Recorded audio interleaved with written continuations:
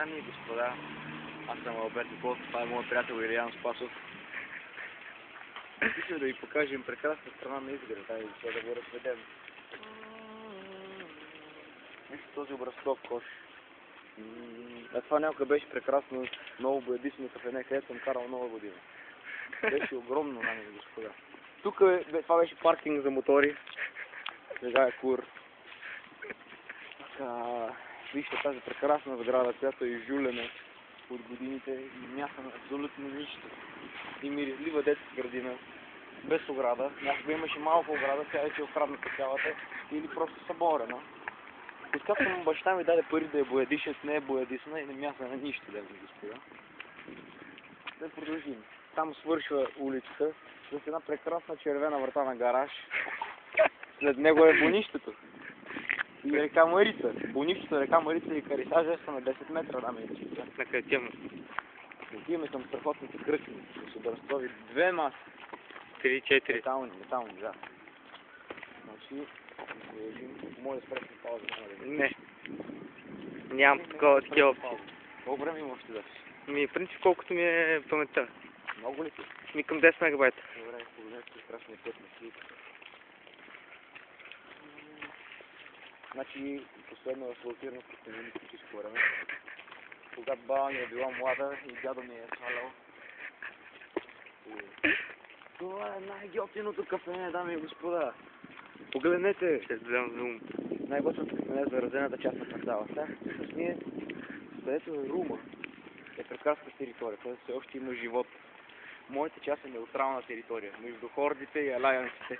А тук вече влизаме в територията на хорда, дами и господа. Може да видите зомбите, мутанти и ето това в пътя.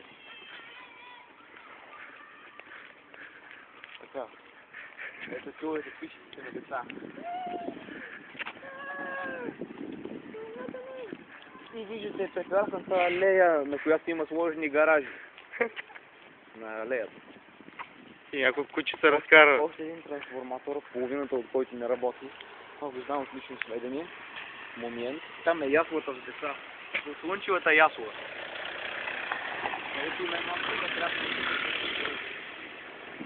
Добри циганчета бих казал аз. Но ти ме рекал, ти ме към светището, къде е? Пропуснахте да видите коня, дами и господа. Ей, да. А къде ти ме, нали ти ме сметището? Да останеш ли сметището? Да. Добре. Аз сега така, нали, значи това трябва да видят зрителите. Добре. Аз мисля, че отиваме за хордата, в място на хордата. Значи, в принцип, тук избягвам да... Чакай, сега ще гледам нормалния цигани как си пали огън. Значи, тук съветвам да прикриеш малко GSM-а. За какво това е рядко? Да.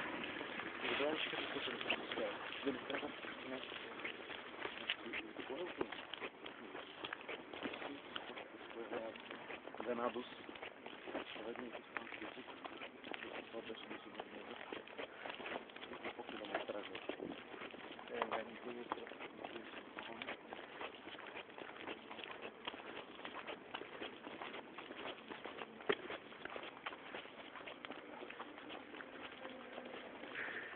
Това включва оцеляхме. Минахме от зомбите през тълпата от зомбите, които беше тук. Те продължиха да ударят с брадви пътя. Каквото и да им помага това, защото, нали знаете, циганите, колкото повече разрушаваш, толкова по-готин си и толкова повече огъня гори. Погледнете този блок. Великолепна рисунка на война. О, как се отличава? Тия дупки се радват. Няма начин да не се видят. Чакай, че трябва да плувам. Biohazard 5. О, ето дни, добри хора.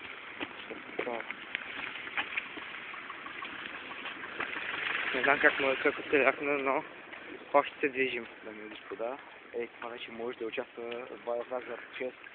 Изгрев с мен. Искам да видим хубавите тераси. Погледнете елитната част на квартала. Нали знаеш как ще се увеличавам? Така, продължаваме и ето до началото на бонището. Започва обещаващо, макар че то ще се види сега на фон, защото спокойно не трябва фон на 2 км.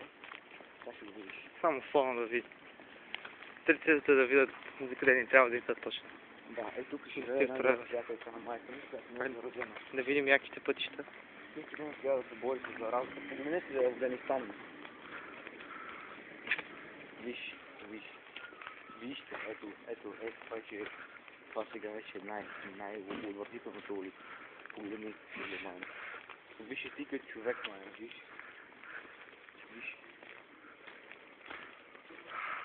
Гледай, майна. Трябва тръпки имам поглед, майна. Иронията е, че отгоре има плачеща върва.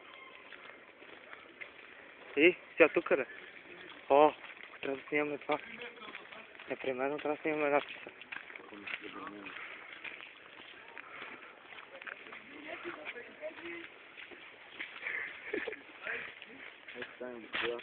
Фона на бонището. А може да изглежда майна като пръст, обаче това всичко почти е буклуци, всичко. Ако продължим нататък ще видим много буклуци и мъгрица. Ами да ти кажа, не ми се продължава. Една сграда бялата екарисажа, където се горят мъртвите кучета и мирише жестоко. Когато вятър И да завършим с последно обещаваща реч. Не. Надпис е на трансформатора, къпането забранено. Не, господа.